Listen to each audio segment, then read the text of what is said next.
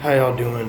First off, I want to say I hope this video finds everybody in good health. I want to start off by giving my experience and basically give you guys my journey so far through the Customs and Border Patrol application process.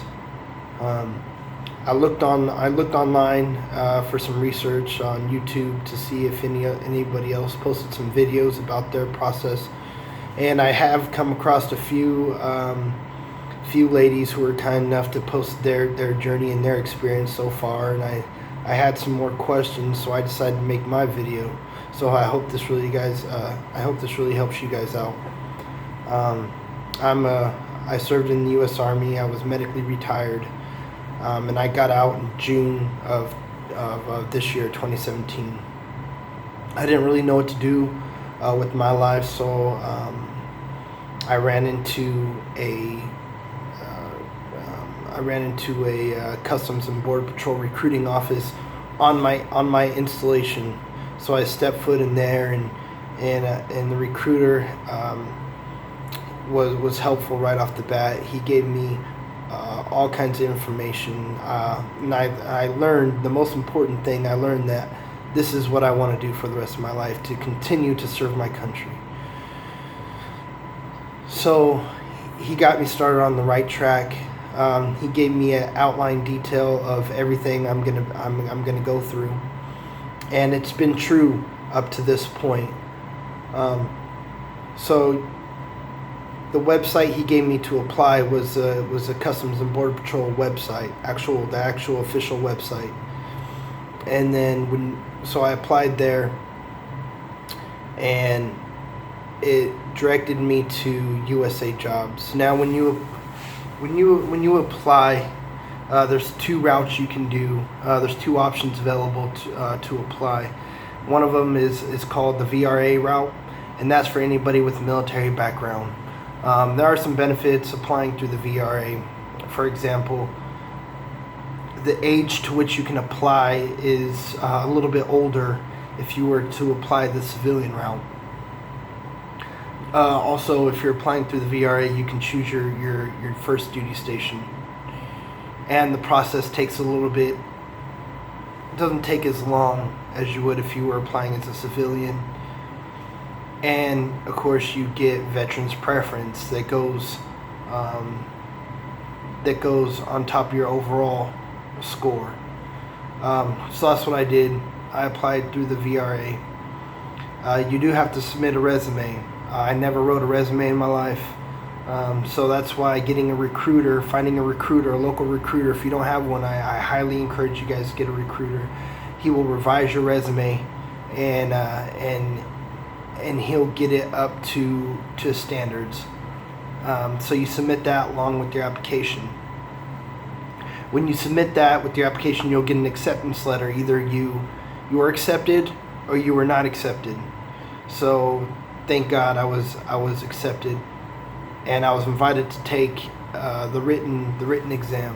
I can't go into too much detail about the written exam, but just know it's some basic math. It's some math you probably covered in high school, and there are some English.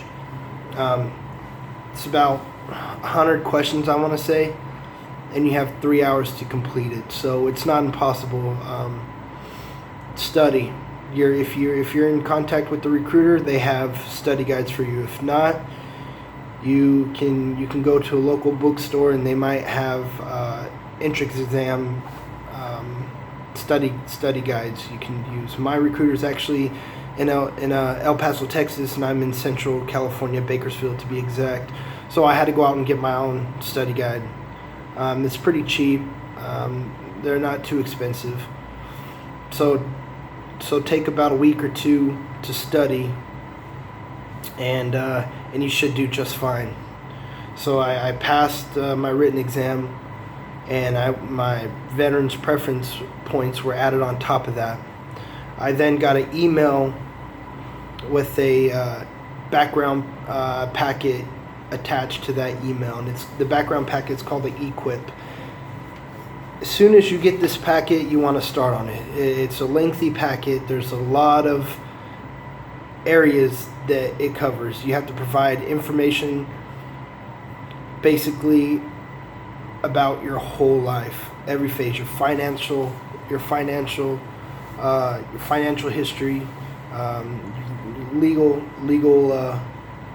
background, your education, employment, residential history. You gotta provide information on all these different areas. So the best thing to do is fill it out accurately. It's all online. Fill it out as accurately as you can and be 100% truthful.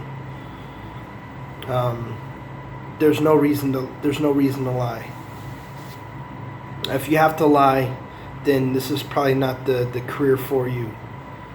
So start. Do not hesitate.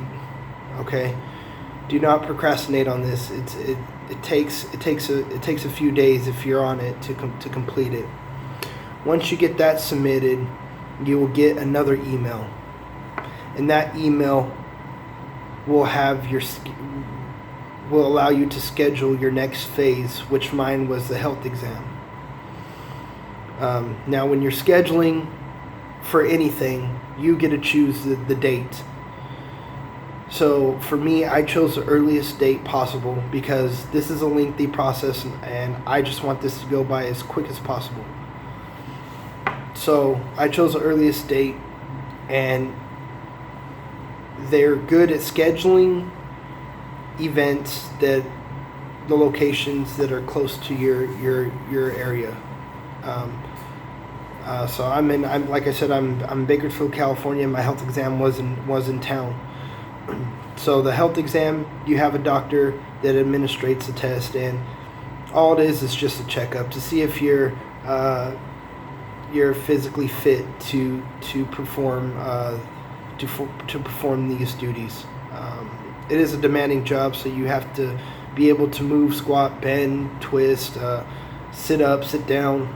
So that's what basically he checks for. He checks for hernias. I've had hernias in the past. It's fine. Shouldn't be a problem if you got them repaired. If not, get those fixed. You do have to take a urinalysis. You can't be on drugs. Obviously, this is the Department of Homeland Security. So the whole screening, medical screening, it was about an hour, maybe less. And it was very simple. If you don't have anything really major wrong going on with you, then you should be okay. After that, I got another email. I received another email, and that was for my physical fitness test.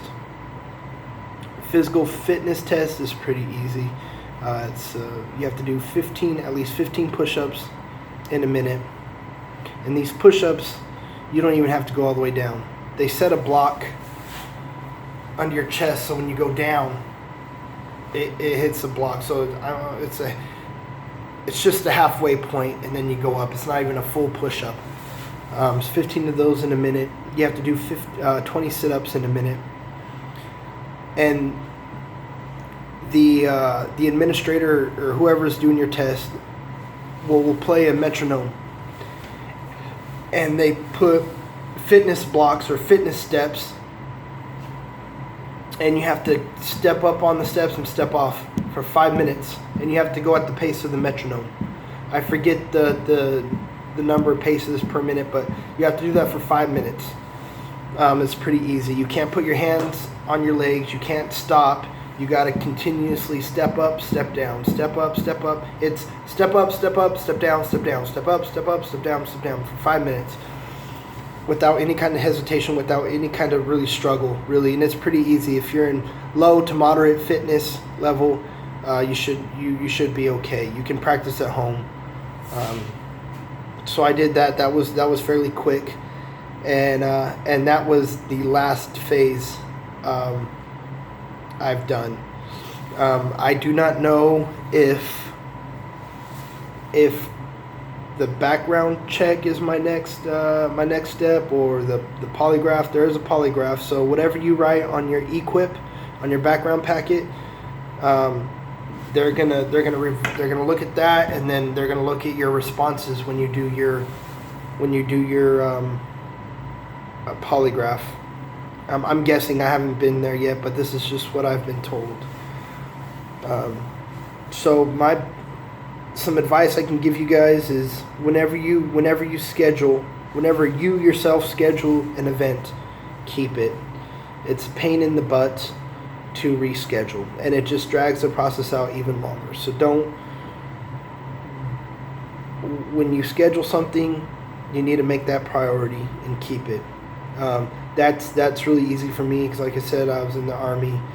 I don't have any problem with keeping schedules or anything like that.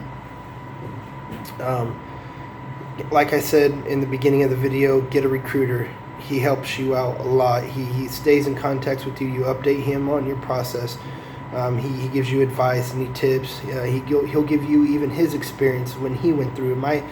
Might be different because I know the process has changed some since he probably was in it, but just stay in contact with the recruiter. And you know what, guys, when you guys are going through this process, be a law-abiding citizen. You can't afford to make any stupid mistakes, because in the interview they're going to ask you, well, you say you're serious about joining, but here you are getting speeding tickets, or here you are doing drugs. So be smart, guys. This is something. If this is something you guys want to do for the rest of your life, take it serious. At least for this process, you should hold yourself accountable, throughout your life. But at least for this process, if you guys can't honestly resist. But I would like to know if anybody is further along than me in the process, or if anybody has any extra questions maybe that I didn't cover. Like I said, I'm only the 4th or 5th step in this process, so I'm not very far, but this is everything that I've experienced, and I hope this kind of helps you guys out a little bit. So please comment below if I can add some more information, and as I go along, as my process continues, I'll continue to put videos up. So I hope this really helps, and God bless.